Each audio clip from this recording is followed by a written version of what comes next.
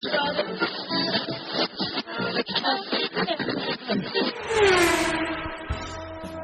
listening to the Untitled Car Show in partnership with RightFootDown.com.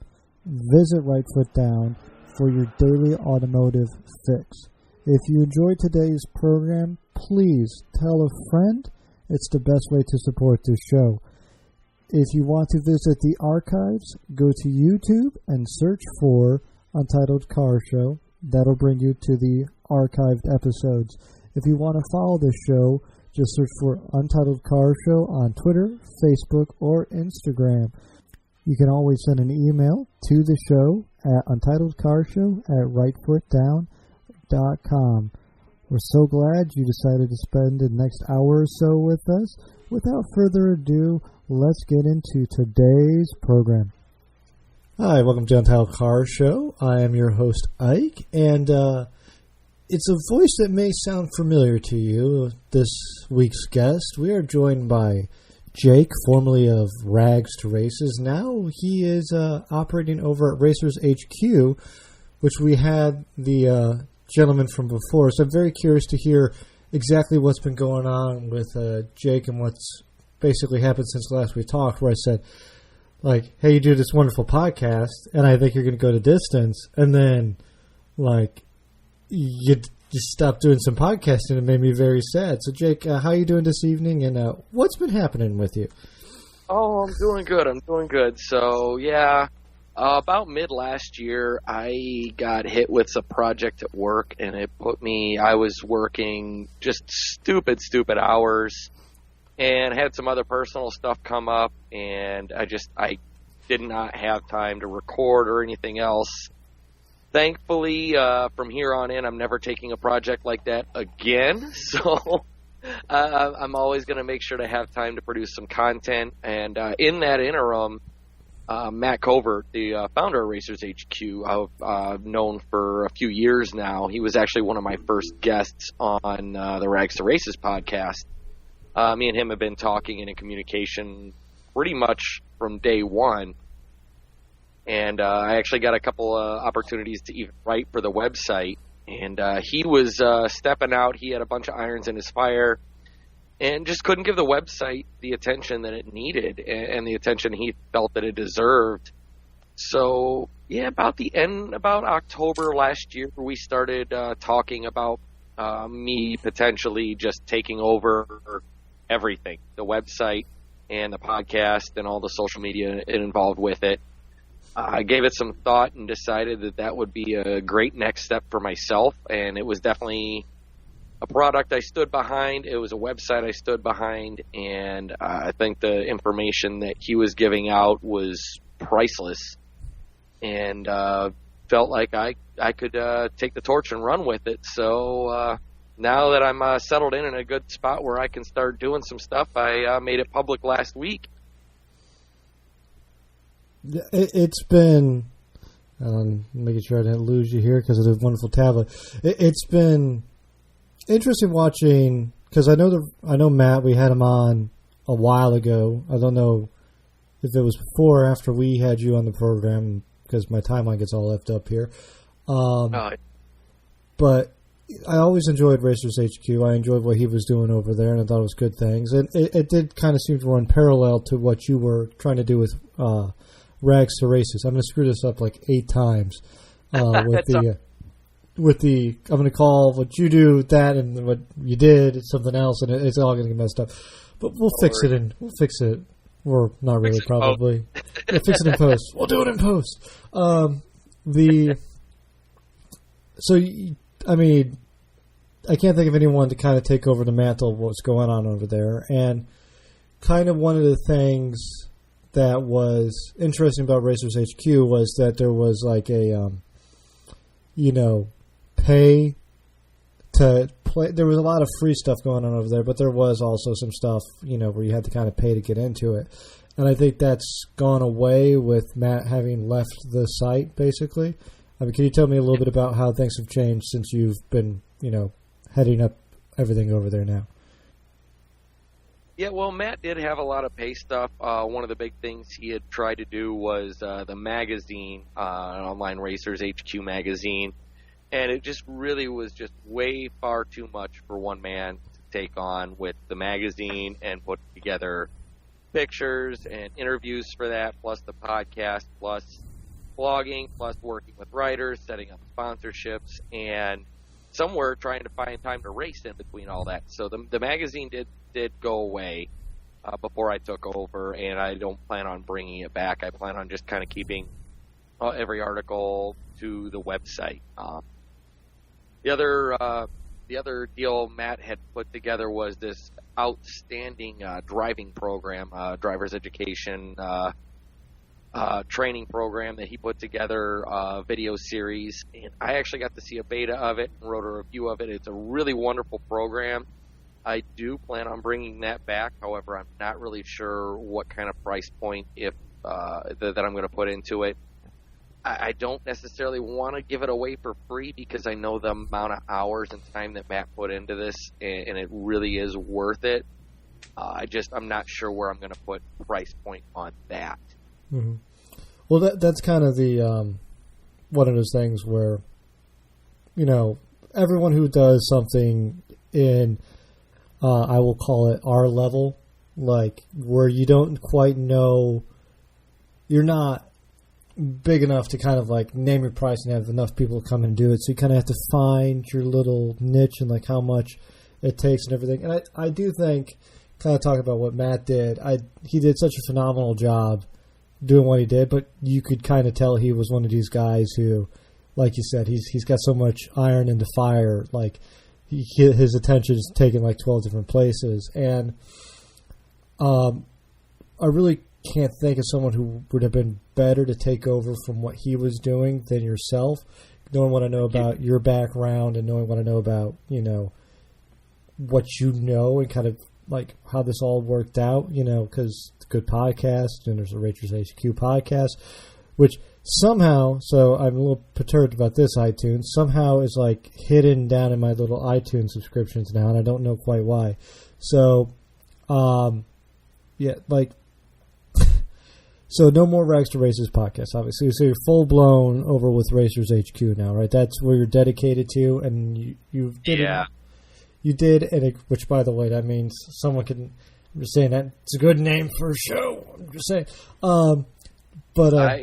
and if there is someone out there who wants to take over Rags to Races and carry on what I'm doing, I'd love to talk to them and see what they would want to do with it. I would love to see it keep going, but 2 podcasts plus the website. I'm also going to be doing a lot more with the YouTube channel. Plus racing. It's going to be too much to do all of that. So I probably will do one final goodbye episode on Rags to Races, and then let everyone know to start listening to me on Racers HQ. Unless someone out there is interested, I would be willing to pass the torch on for Rags to Races if someone was interested. So I know in the past you had teamed up with with the Rags to Races. Didn't you team up with another podcasting firm out there? Are you still working with them, or is it all just kind of all the groundwork that was laid over at Racers HQ? I'm still going to be contributing to FSFL, Flat Sideways Fully Locked. I'm sort of their motorsports contributor. That's a little easier because more or less it's a automotive and motorsports news updates and opinions, and that's very easy for me to prepare for, as opposed to with some of the stuff I'm doing with Racers HQ. I've got 3 different books open right now. I'm taking notes in all of them. Plus PR, doing stuff like this where I'm on different podcasts and getting guests together. I already have a decent lineup of podcast guests, and I'll fill you in on some of them off the air, Ike. I don't want to blow the surprise just yet, but I've got some very, very surprising names that are going to be coming to Racers HQ for a podcast interview. Well, I'm intrigued. I'm going to definitely take you up on that. So, yeah, PR, Ike. That's one of those things you got to do, PR. I always forget about that aspect of this job. So, like, tell us a little bit then of kind of like where you plan on taking Racers HQ then, like down the line. Like, if everything goes to exactly the way you want it to go, like, where do you kind of see yourself, like, maybe like 2 years from now? 2 years from now, if everything where I'd like to be is I'd like to quit my day job and focus specifically on Racers HQ. I think it might take a few more years than that, but I do see that as a distinct possibility in the future here. Some of the things I'm working on right now, short term though, are, like I said, I really want to expand the YouTube page and start making more video content. The video program Matt put together, the video program Matt put together is very much, it's a great program, but I feel that it's more aligned to an intermediate or, intermediate driver to an advanced driver. There's a lot of technique involved in there that really goes beyond the scope of somebody who's just getting started, who may have never even run an autocross or a track day.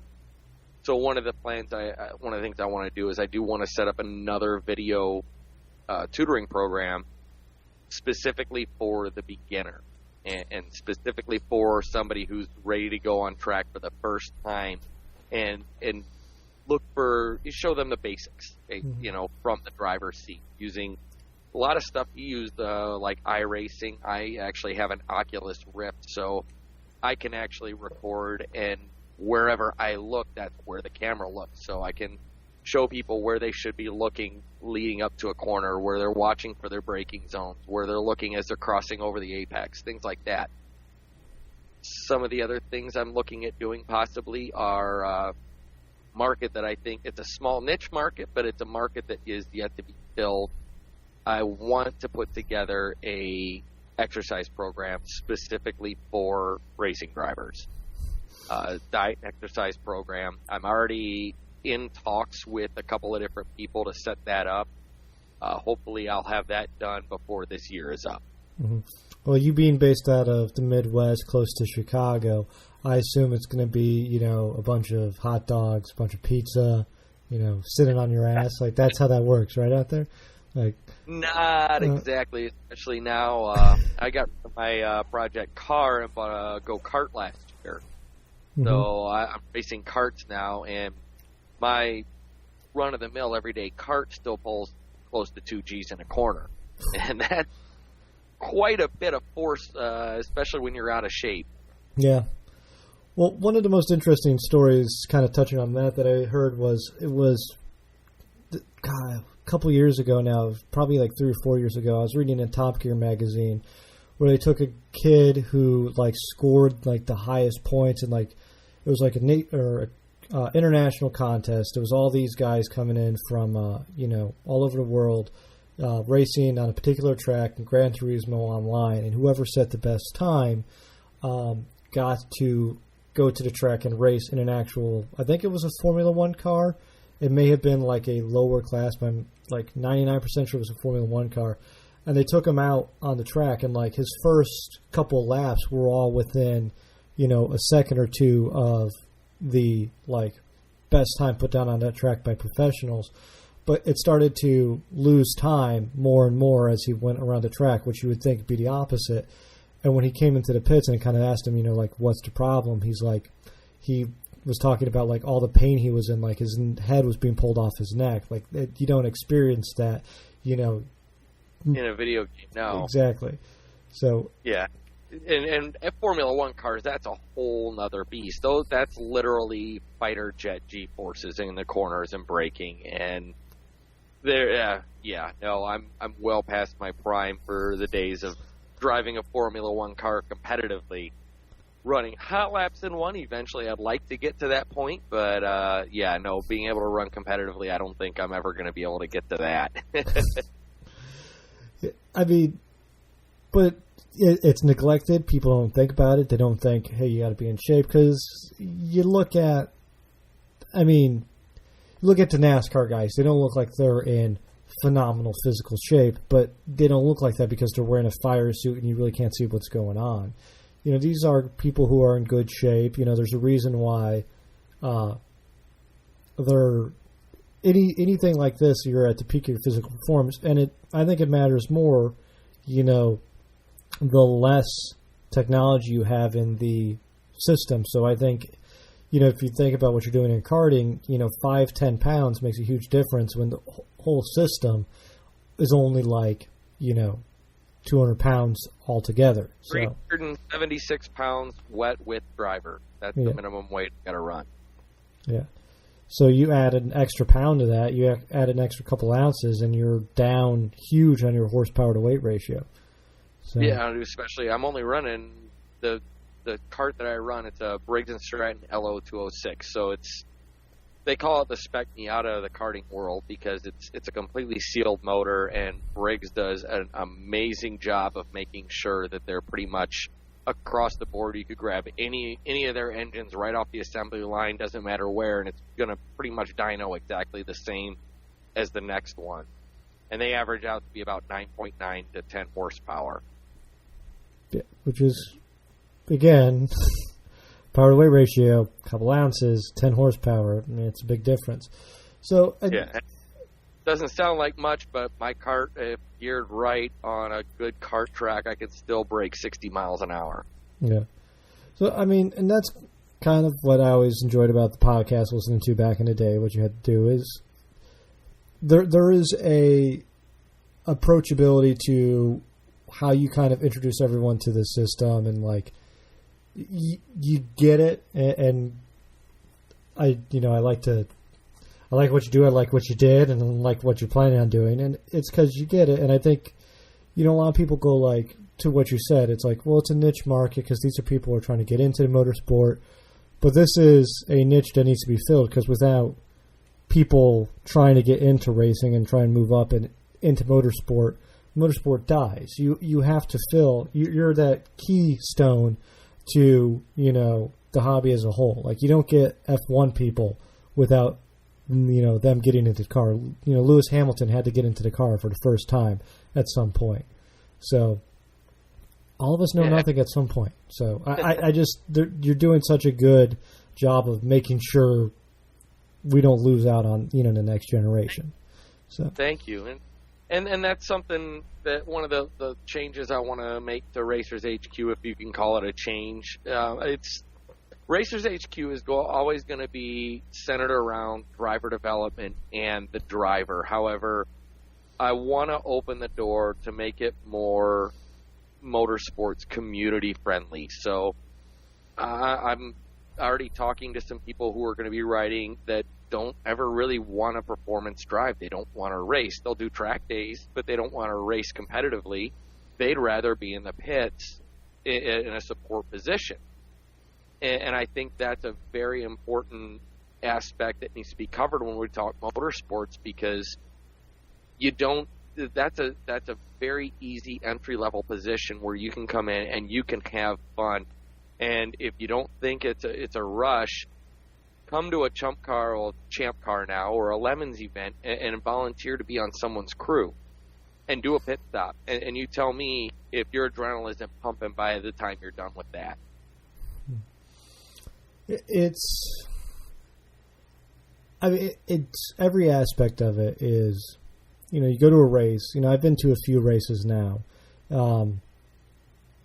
Sometimes as a spectator, sometimes as, a pit person. I've never been on the track unless you count an endurance karting track where I raced for an hour and then got, drunk off my ass. But that's how I operate. It's will there be alcohol there? Yes. You can't have it and then get back in the car. That's fine. I only need to go once. It's such a thrill, though, at every point, because I think what kind of gets lost for a lot of people is racing is very much a individual sport that is done by a team.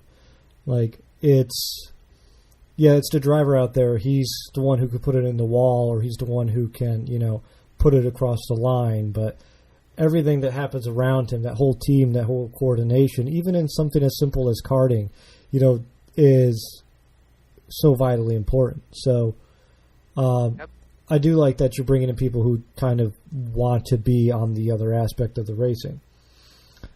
Yeah, it's kind of interesting. My first kart race with my kart last year, I think I've talked about it with you before, and I've talked about it on Rags to Races. I've been, for the last 3 years, I was a crew chief on an SCCA Majors car for a local driver, and for my first kart race, he came out and was my crew chief. It was pretty nice little change of role there. That is nice. That's awesome. I mean, the camaraderie and everything that's kind of in all of it is so great. And I think, as we kind of get further and further from driving as a necessity to driving as a hobby, what you're doing is going to be more important. And so, like, to kind of bookend all of this, like, so, the Racers HQ, I know the podcast has been on hiatus for a little bit. Is there like a timeline for when it's going to come back? Probably in the next couple of weeks, actually. I'm I may do a couple of solo episodes. I'm still going to keep it at 15 to 30 minutes long, like Matt did. Mm-hmm.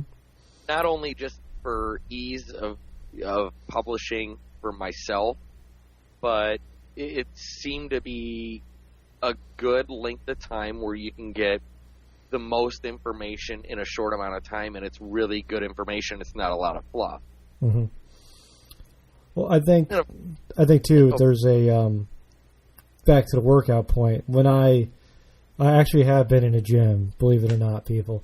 I know I don't like talking about it, but there is there's a ideal podcast length, I think, for every activity. And like when you're doing any sort of training, I think that like 15-minute mark is like, okay, so what I'm going to do is I'm going to turn on Racers HQ and put my headphones on. I'm going to go be miserable for 15 minutes physically, but I'm going to learn something mentally, and that's going to balance it out. So, yeah, and of course, I'm not going to limit, when I have somebody on that I'm going to be interviewing, and I've got one in mind. Once again, I'm not going to name names just yet, not until we record and it's released, but that's probably going to be a total of an hour-long session, but I'm going to break it down to 4 episodes. Just, 2 to 4 episodes. Just because this person, I don't want to give it away, but this person is definitely somebody who reached out to me or to Racers HQ to be on the show, and I was thoroughly excited. The matter of days after I went public with it, Paul Sexton, who is still a good friend of of Racers HQ, he's one of our former sponsored drivers, the guy who autocrosses a Prius, actually. Nice.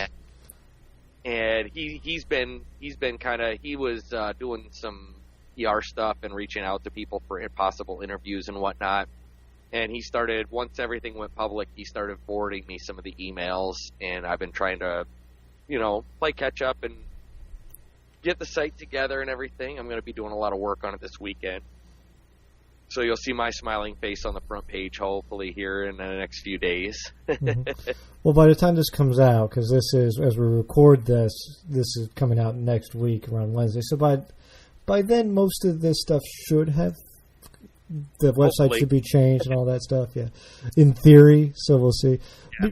Because this is one of those things where, not to get too much inside baseball, but if you're this far into a podcast, you're listening to a podcaster talk to another podcaster about podcasting. So this is kind of like, you're probably liking the inside baseball stuff. So we'll kind of dive down into it a little bit here is, you get but X amount of time in your day to kind of do everything. And, the stuff that pays the bills is what you got to do first. And then everything else that's the passion comes first in your mind, or first in your heart, second in your life. So, I know how that is because I've been through that a lot myself with, this whole thing. So, like, I know what you're doing is such a big undertaking when it comes to, you know, because you got the website, you got the podcast, you got the YouTube stuff. It's a lot of stuff, you know, once that stuff goes on, pause. It's kind of hard to, you know, get the momentum back up and get it going. And once you get it going, it becomes a lot easier to deal with and do. So, you know, I imagine your days doing this stuff have just been kind of long and kind of, you know, I know website stuff can be a little tedious. So, like, don't give Jake too much crap if it's not up. Everything's up and running by the time this comes out. So just understand that. It's a learning curve for me, too. I mean, it's one of the basic websites, but it's still something I'm learning. And I'm learning on the way, and I don't want to, you know, brick the site, which I don't think is possible. But, you know, knowing my luck, I probably could do it. Yeah. I'll find a way to do it. But, you know, it's a learning process. And as I move forward, things will get smoother and easier. And part of the way I want to do things is I want to kind of set themes up for the podcast and for what I write for the website. I'm also working to try and get some other people to write some articles for me as well. And with my stuff being that it's all based around one theme, that way I can, instead of reading 8 books at once, I can read one book and I can talk about it through 4 podcasts, and I can write 5 articles about that one book and then move on to the next one. And hopefully that can it'll kind of smooth things out and make things a little easier for me, at least in the beginning, before I really go completely crazy. Yeah. And at least you got Portillo's Chocolate Cake Shake nearby to kind of help. Like, I need to get sponsored by those fuckers. Like, just mail me all the Portillos. That's all I care about. This is just going to turn into that kind of podcast because there's a great app called Eat20. What's one that I use all the time now? I used to use Grubhub, but it didn't work as good for it. Hasn't been working lately. Wow. DoorDash, and they deliver Portillo's right to my front door. I hate you so much. Just so you know, like, I got to get it shipped, and it comes like with like dry ice, and it like, and then I got to cook it myself. It's like, what's the point? I will be back in there at the end of the month, hopefully. So, well, we'll talk offline about that. Just at the end of this month, you're talking? Maybe we'll see. It depends. Okay, we'll talk. Fine. We'll talk offline because I've got some other information then for you that I don't want to share publicly. Ooh, Jake is all full of secrets. We're gonna have to get him back on. You and someone else I got in my notes somewhere now where I'm gonna have to make sure I get you back on later in the year too, so we can talk about all the changes and how it's all going. So I'm very excited to kind of see how this whole, I don't want to say experiment, but how the whole like changing of the guard, you know, goes during the transition. And, you know, I'm excited to see the articles on the site and hear your wonderful voice in a podcast again, you know, thereby proving myself semi-right and not saying like, this is a podcast that could go to distance. Like, where'd it go? No, I am super excited, and, you know, I can't wait to, you know, see how everything changes and, you know, improves. Matt did a great job, but Jake does a better job. So, well, me and Matt have talked extensively, and we still talk, you know, and something I talked about, you know, it's one of the added things that made it difficult for him, and he never really was very public about it. He said it was okay for me to talk about it, but he's also serving in the military. Yeah, so that takes a lot of time. Plus, he's in the military, and it's just like, I don't know when the guy slept. I really don't know that he slept at all. Mm-hmm. But, so, you know, it's been hard for us to kind of time things out, but we're still constantly in communication, and at the very least an email, you know, back and forth. And I just lost where I was going with that. Oh, I got it. Okay, sorry about that. Welcome to my world. Yeah. One of my previous guests on Rags to Races was a former IndyCar and Formula One racer, Derek Daly, and he wrote this wonderful book. Really goes into, there are 2 different types of drivers out there. When you break it down to the absolute basics, there are the your talent drivers, guys like Ayrton Senna, Lewis Hamilton, and then you've got your engineering mindset drivers, guys like Mark Webber or Niki Lauda, guys, Alan Prost was another good one where it's very mechanical, and you can, and me and Matt were two different types of drivers as well. I'm very much the engineering mindset. I'm not an engineer by trade, but I have been a technician in the past, and I absolutely love the mechanical side of it and learning more about the mechanical side of it, whereas Matt was more sheer talent.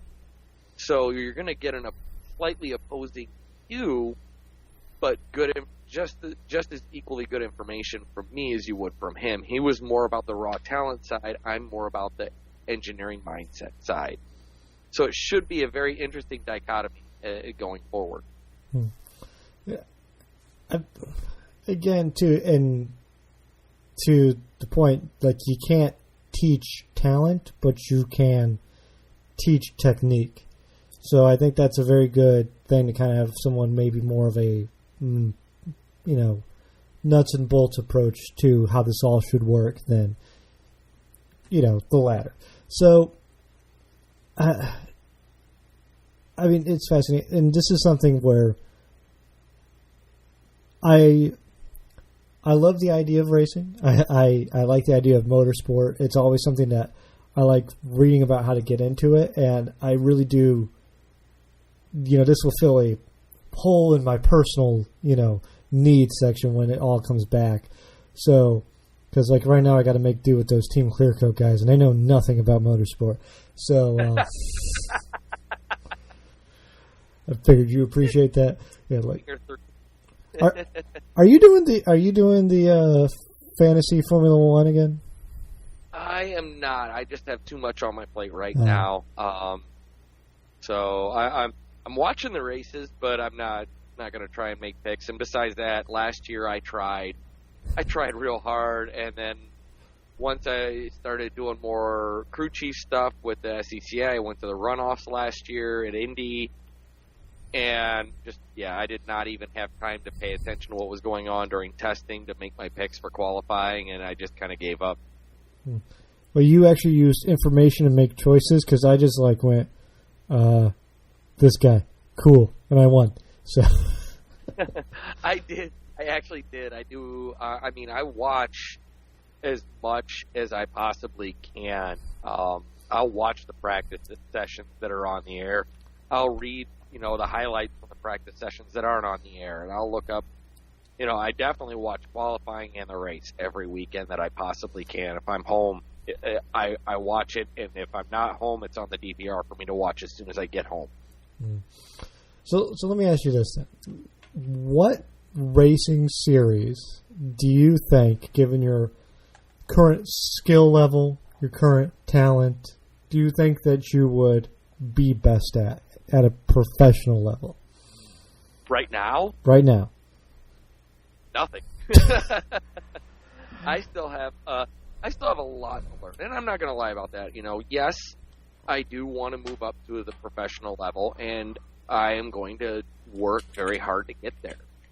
I am not there yet. I am not the fastest person out there, with my experience just in iRacing and karting my own kart and driving my own kart. I have a lot of the basics down. I would run mid-pack, I think. If I were to go to an SCCA event, like a majors event, I could probably run mid-pack if I'm lucky.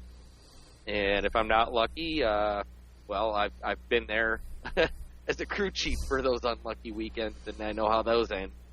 But that being said, I am going to be doing a lot more kart racing this year. I was only ever really able to do one race last year. And while the racing starts this weekend, I'm not going out in 30-degree weather to go karting. Oh, sorry. Come on. And so before the end of the month is up, I will have a test day in, and I will have my first race in.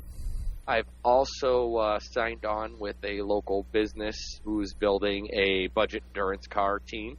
That'd be and fun. will be driving that. When I'm not driving, I will be the crew chief. All right.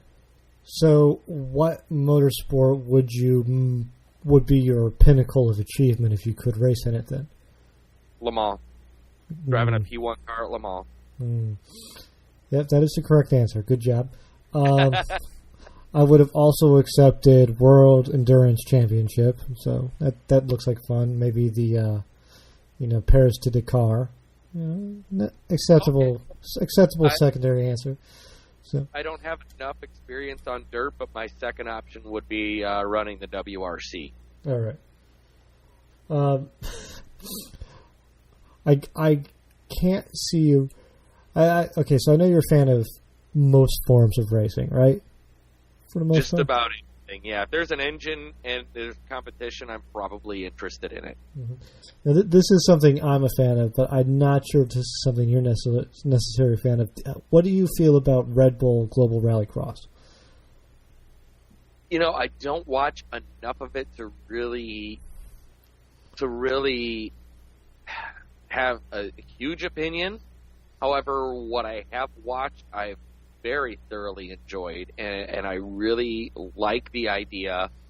I like the mixed surfaces, the idea of the Joker lap. You've got jumps, you've got cars banging off each other. It's fun racing, and it's exciting to watch. Well, good. I'm glad you feel that way. For some reason, I had in my head that might not be. I figured you're not enjoying the short trackness of it, but no, it's good. Oh no, short track, long track. Doesn't matter to me. It's like I said, if it's got an engine and there's some sort of competition involved, I'm probably interested in it.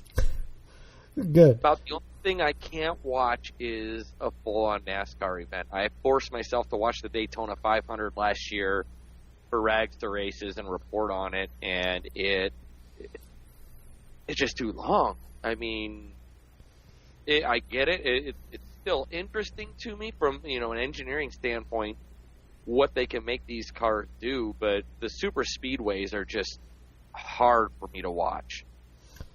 It doesn't make sense to me to watch a car go around in an oval. It's like freeway, the race. Like I just don't get it. If you understood the engineering side and the physics of what's actually going on in those cars when they're 6 inches off each other and someone pulls a side draft on the car in front of them, so they lose their rear downforce and start to slide and fishtail so they can get around them. It's interesting, but it's hard to see what's going on a TV. Yeah. Well, again, it's. I would say it's interesting. It's not compelling. It's like, oh, this is all very interesting stuff. From a technical standpoint, NASCAR is fascinating. From a visual standpoint, it's. Look at them go around a circle. They're really close to each other, but it's like. And that's hard, and it's difficult, and like these are probably like they're very talented people, not probably very talented, and they're doing this stuff, and they're the pinnacle of their physical performance, mental performance, all this stuff. But on TV, that's a Toyota Camry tailgating another Toyota Camry, and that's kind of what kills it to me. Like, I get it. Yeah. No, I get you. It's if you dropped anyone in that car, they'd be freaking the fuck out. Outside, it's interesting, not compelling. That's the best way I can describe it. Yeah. I've done some crew chief stuff on dirt oval tracks. Now, I don't know if you've ever watched any of that on TV, but that is just downright crazy. No, I haven't ever seen it on TV. I have the world's crappiest cable package. It's like, which channels do you like to watch? These? All right, we're not going to give you those. But what we're going to do is we're going to give you weird knockoff versions of those channels.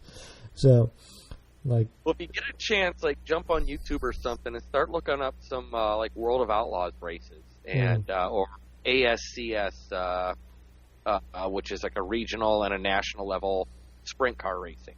And I don't know if you're familiar with sprint cars or what makes those cars so unique, but that's what I used to work on. And I actually got a chance to drive a very depowered one late last year. It was pretty interesting. Is that the one with the funny wing up top?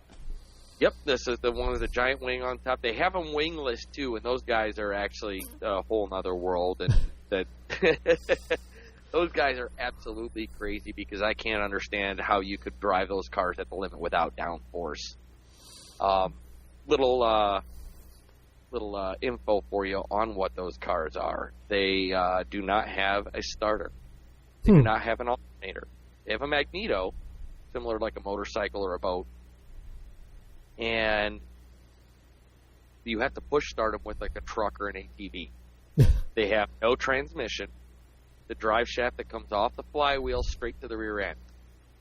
Oh, that's crazy. So you push start it. So you've got a little lever to the right of the driver that disengages basically the engine from the rear end. You lock it in and you start pushing it on the back bumper with a car to get the back tires rolling, and that's how you get it started. So if it stops, you're done. You have to get push started again. And they have, the ones I worked on were 355 cubic inch Chevy small block engines that ran on pure alcohol. They were the middle of the road ones. Those were the fast ones. Those were the middle of the road ones, and those had roughly 550 horsepower in a vehicle that weighed about 1,500 pounds. Damn, that is that is crazy. Like, but if they're direct drive, how fast can they really go? I know it's 550 horsepower, but they all have quick change rear ends, so it depends on the track. You can change. It's literally you open up a cover on the back differential, and there's two small helical gears. That's your rear end gearing. Yeah. You pop a different set in, and depending on the track, the guy I crewed for was driving for the pro level World of Outlaws for a while, and I believe he was like some of the bigger tracks, like we went to Knoxville, Iowa, which is a huge sprint car track. That's like a half-mile track. I'm sure he was doing probably 140 going into a corner sideways. That's nuts. And this guy, he loved to rev the engine up like crazy. So he always wanted it geared so it was, it was breaking 9,000 RPMs at the end of the straight. Oh, wow. And I can't tell you how many times on dirt I've seen him opposite lock all the way around that 180-degree corner, straighten the front wheels out as he gets to the back straight, floor it, and he's scraping the back bumper on the ground doing a wheelie. Oh, wow. That's nuts. Yeah. See, this is... I joke about this a little bit about making a sports bar for, like, people who don't like sports, which is like, we'll just play all, like, the weird random sports, but there needs to just be a sports bar that is just, we're showing everything that doesn't get shown on TV. Like, here's, dirt track racing and all that. I'm sorry, what? For a small while there, I've had many different hobbies, but I've always come back to motorsports. One of them was I've home brewed, and I very seriously wanted to open up a brew pub that did nothing but show like racing, like different forms of motorsport that you can't see normally on TV. Mm-hmm. Yeah, I'm not sure how many customers would be into that, but it'd be like, I mean, I can't imagine like a Champ Car or a 24 Hours of Lemons race being televised. Even if it's just like a couple cameras, would not just be like the most compelling thing on the planet. Or dirt track racing, or like any random race. Like, you don't even get to see. For fuck's sake, I remember years ago I was skipping through ESPN channels back when I had a better cable package, and it's like ESPN 12, the World Series of Hibachi Championships. I'm like, this is on TV. First of all, my first thought was, why can't it be racing? But my second thought was, holy crap, these guys are good at hibachi, and I want to eat all their crap. I mean, I watched that, no joke, for a good 45 minutes before I'm like, what am I doing? Like, I'm not even at a hibachi table. So, ever get a chance to watch professional darts on the BBC? Oh, my God. Like, me and a buddy of mine were hanging out at his place one night. We were flipping through channels, and it was darts. And it was they were like soccer hooligans, but it was dark. There were people dressed up. There were people screaming. The announcers going crazy. Every time someone gets like a double 20, he has this like sing-songy way of yelling out the score. And it's insane. Yeah. But no, when we talk about interesting motorsports that we can't see here, have you ever seen the I don't know what it's called exactly, like this like Australian powerboat racing or jet boat racing or something like that? Have you ever seen that?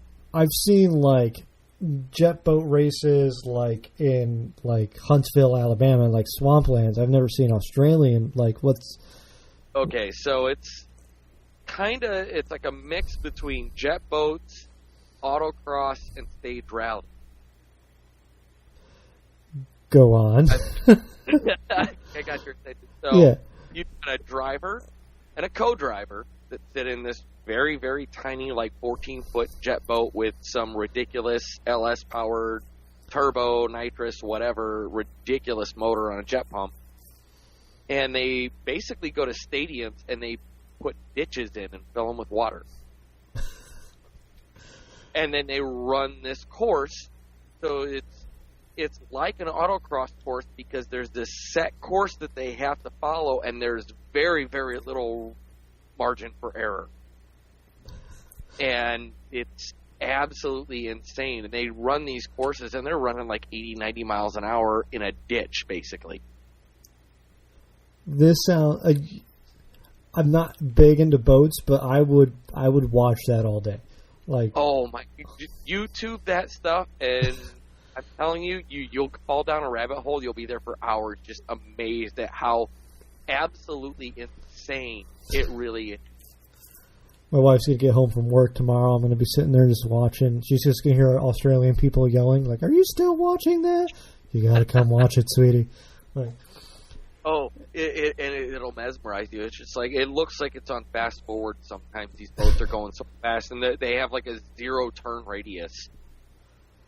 It's nuts. And I assume the whole purpose of the I assume the whole purpose of the co-driver is like to like balance the boat. Like he leans one way or the other way. Like, it's more or less balanced, and I think they may even call out like pace notes, like wow. a co-driver rally. That's like I said, it's like a cross between autocross rallying and powerboat racing. It's okay. Who's more nuts? That guy, the co-driver for that, or the co-driver for sidecar racing? You know what? You read my mind there. That's a tough call. I mean, at a regular closed course, I would have to say it was the guy in the Aussie speedboat is crazier. But when we talk Isle of Man TT, definitely the guy on the sidecar of the motorcycle. Mm-hmm. For those of you who don't know what we're talking about, you need to Google it right now.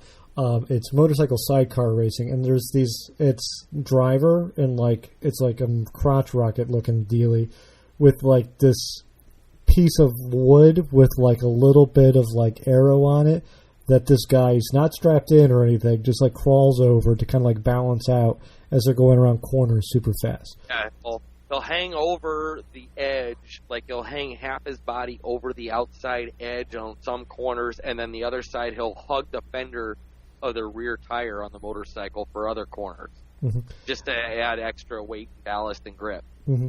Well, like basically, you know how like in motorcycle racing when they go around corners, like they're almost always like dragging knees and stuff. In this version of the race, there's just a whole person who's the knee. That's basically what it is. Like, yeah, that guy's not. I mean, who? I like the expression or the idea of like whose wife is angrier at them, like the Australian guy, the sidecar racer, like because the sidecar racer that's just a guy going out like, sweetie, I'm gonna go do the sidecar racing. Like, you're gonna effing kill yourself. I hope your life insurance is all paid up. Like, it's and then I mean, you ever heard? You remember years ago now? The fabricator, Jesse James. Yes. Used to have this show, Jesse James Wants to Die, or something like that. Yeah. He built a sidecar motorcycle for that show. And he said it the best quote I've ever heard about the person that hangs on the sidecar. He's like, It's those guys and barefoot water skiers, man. There's just something not right about them. Like one eye's pointing directly at you and the other one's off in the face. That is 100%, yeah. Because that has to be like, you know, they say on a motorcycle, it's not if you fall out, it's when.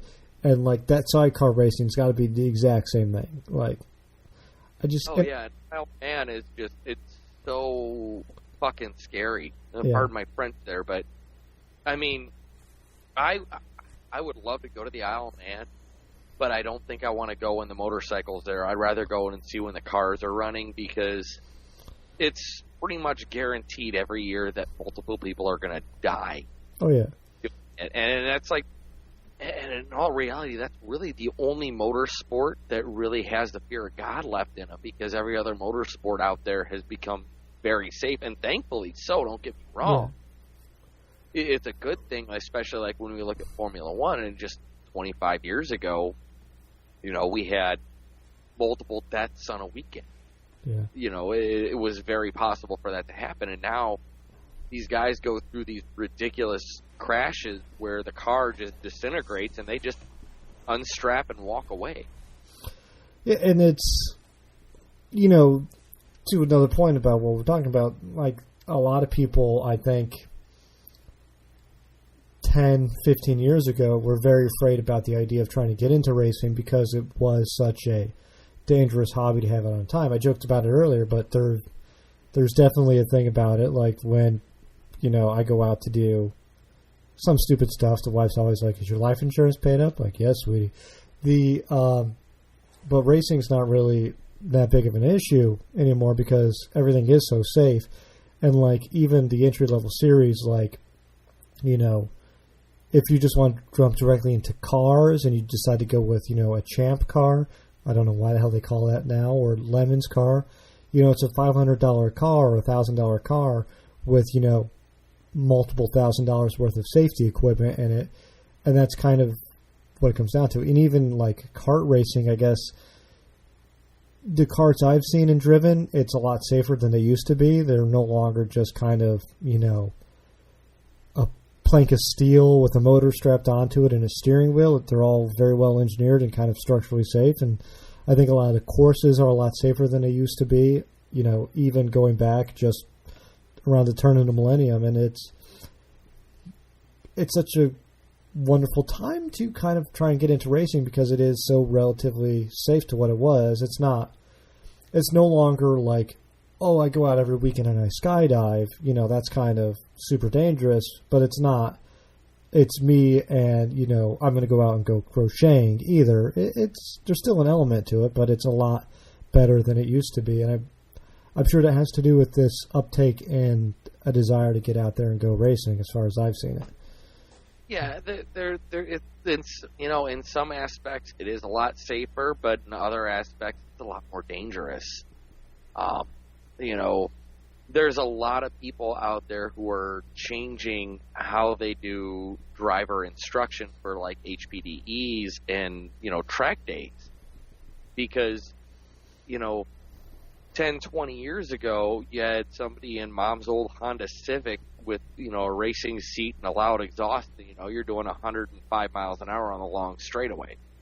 Mm-hmm. That's one thing. Now, you've got guys in C7 Corvette Stingrays doing 160 on that same straightaway, 170 same straightaway. And there's a false sense of security sometimes with some of these new drivers when they've got an instructor sitting next to them, like, oh, well, nothing's going to happen to me because they're going to make sure nothing, you know, that I don't do anything stupid. They're not going to be able to reach over and hit the brake for you or turn the wheel for you. There's still a very big element of danger in certain aspects of that. And I see a lot of different HPDE groups and groups that do track days changing how they do their driver instruction because there's a lot of instructors getting injured and hurt and even killed, unfortunately. Yeah. Because of the uptick in power in some of these cars. I mean, it's not uncommon anymore for someone to have a 550 horsepower car take it to the track for the first time on all-season tires. Yeah. And, you know, and depending on the sanctioning body or whoever's doing it, they're like, well, it's, you know, at least it'll lose grip early. Well, that's great. But if you're on a straightaway and you got to lock up the brakes, yeah, well, that could be detrimental. So it's a double-edged sword. And when you do look at things like Champ Car and Lemons, they take it the extra step, and they are trying to do everything they can to make it as absolutely safe as possible. Now it's mandatory that all drivers have Hans devices. It's mandatory that there's a good roll cage, and it has to be teched, and it has to have an inspection hole. You know, it's to the same standards as club racing when it comes to the safety equipment there, which is a great thing. However, that does get expensive, and some people don't always realize that either. Like, yeah, you were saying, you know, $500 car has, you know, $8,000 worth of safety equipment, and that's not including the driver gear that each driver is responsible for having. Mm-hmm. Well, I mean, I was going to do a Lemons race in a couple of weeks, and it ended up not happening. I think Donnie still listens to the show. Hi, Donnie, if you're still here.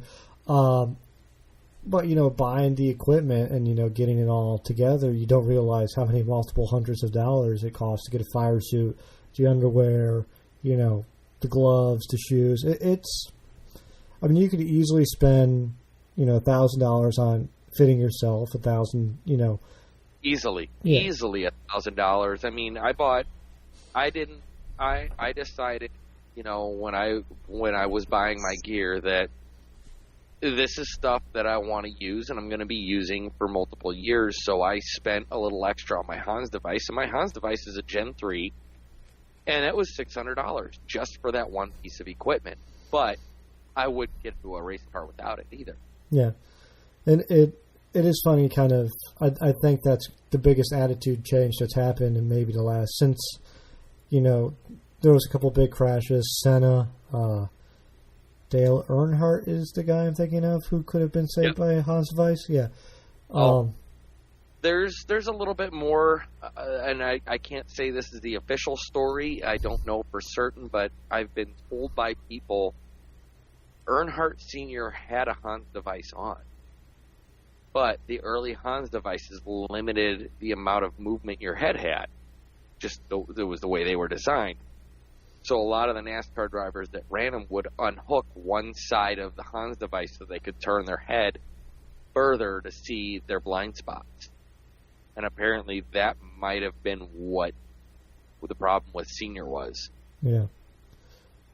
And you said Senna, the weekend Senna passed away, there was another fatality and another driver who should have died in that one race weekend in Imola. But, I mean, really, since those kind of two big incidents, you know, racing's been, knock on wood, not that anyone can hear me do that, it's been a much safer. I don't think there's been a single fatality in Formula One since, if I'm not mistaken. Yeah, there's been a technical fatality since then. Mm-hmm. There was Jules Bianchi, who was doing a test drive in, I think, China. And there was a car that had hit some water on the track and crashed, and there was a crane out. Oh. And it was a local yellow. He lost control of his car, and his F1 car went underneath the earth mover, the forklift that they were using to move the other broken car off track.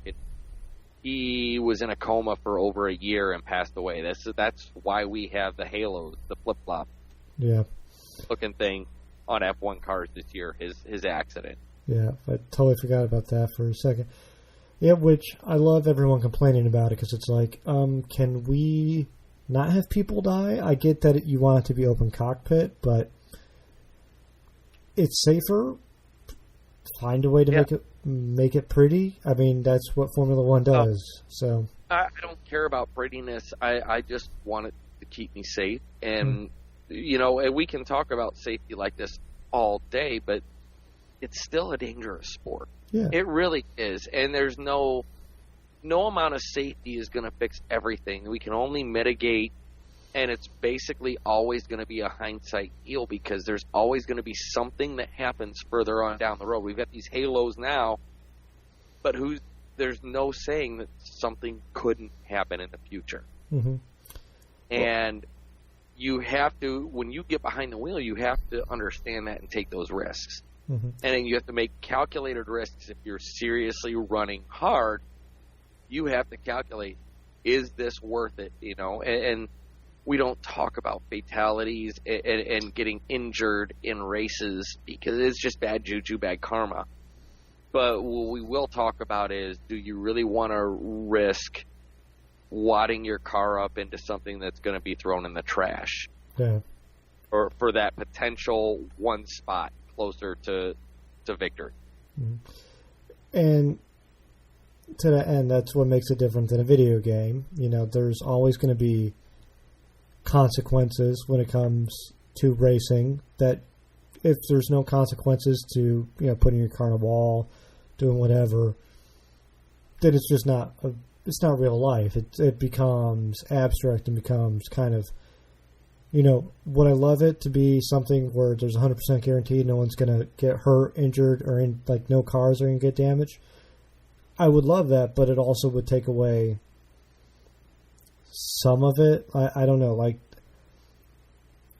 there's what makes cars fascinating to me, and this is, so we just hit the hour mark here, so we'll go a little bit philosophical here.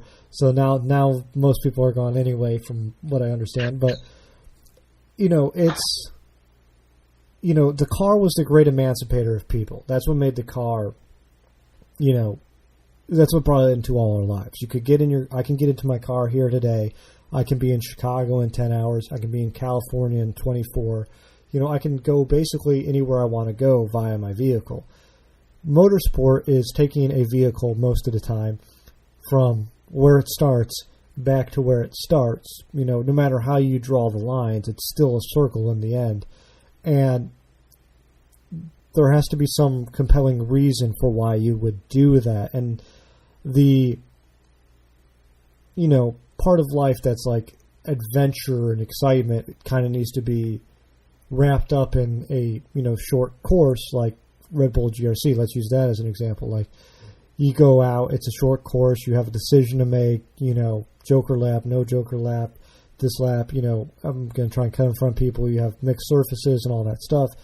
And those cars are doing crazy things, and they do get damaged, they do get hurt, stuff falls off of them. And that's what makes that compelling to me, you know, that these cars could get damaged, they could get, you know, broken, and the driver has to be mindful of all that stuff, because it's a lot more abusive on cars than maybe other forms of racing. And when it comes to like Formula One and NASCAR, you know, if you completely sanitize it of any sort of danger, I think that no one would watch. Like, there is a bit of, you know, it needs to be a little dangerous for this to be kind of worth watching. And no one wants to see anyone get hurt, but on the flip side of that, if there's not that element there, I mean, it's the same reason we watch people go across tight ropes. You know, it's amazing this person can do it, but if there was no danger of him falling, then why are we really watching? Yeah. All calculated risks. Like I said, you know, it's, yeah. You gotta decide, worth it. Is it worth it? Yeah. I'm with you. Yeah, and that, again, endurance racing, that's what I like about endurance racing. Oh, I don't know. What the hell, my little thing? I don't know. What. Did you hear that? I just heard that. I just clicked, but... Yeah, my phone started speaking to me for some reason. Because I talk with my hands, and my phone's in my hand, and it starts... I start clicking buttons because of the Apple Touch thing. Hey, Siri. Yeah. My phone caught that. Yeah. Yeah, it's fascinating. And so I had a thought in there at some point that I was going to ask you a question, but I totally forgot what it was. So I just kind of got to go, I really want, wanted to see how this comes out. I can't wait for the podcast to come back. I really, I'm delighted, when you got in contact with me and, told me what was kind of coming up and what you were doing. It was like no question in my mind, like, do I have to have you back on so we can talk about it and get people, eyeballs and earballs, back on Racers HQ. And it's... Oh, I appreciate it. I really do. Mm-hmm. And I just, I appreciate what you did in the past. I'm looking forward to what you're doing in the future. And, it's an absolute delight to have you on always. And I feel like I feel like I've spent a lot of this episode complimenting you. So I feel like I need to give you like a few minutes maybe to, kind of say your piece, say what you want about, like, kind of give people your, like, what's going to come up and what's going to happen before we wrap up the show for the evening.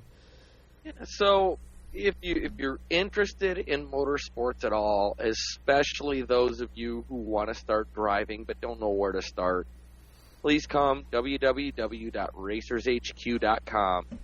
Go check it out. Check out the articles there. There's plenty of a whole host of free information there. Check out the back episodes of the podcast. There's great conversations with people like Ross Bentley and Paul Gerard. It was one of the people that was on the show before. There's going to be a whole host of new people coming on the show. A lot of new information for free on the website just to help you either A, get behind the wheel and get started. B, if you want to get involved in motorsport but don't necessarily want to get behind the wheel, there's going to be a place for you there as well.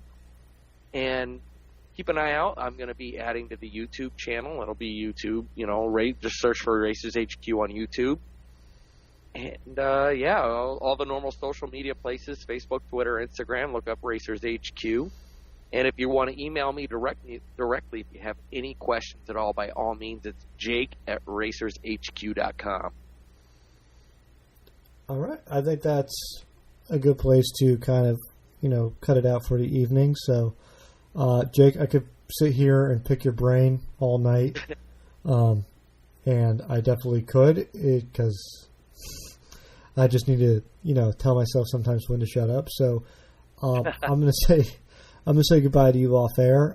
Everyone who's listening, we'll be back just after a quick break. Jake, thanks so much for, talking with us all this evening. Anytime, man. Thanks for having me. I appreciate it. All right, no problem. And we'll be right back. Hey there, Danny with Right Foot Down. I messed up this ad read so many times because I really want to tell you about Track Monkey Apparel. They make great quality enthusiast shirts along with hats, stickers, watches, patches, you name it. A couple of my personal favorites are their Life is Better at the Track tee and their One Track Mind tee. You should really check them out and see for yourself. Their products are great for you or the gearhead in your life. Visit trackmonkeyapparel.com.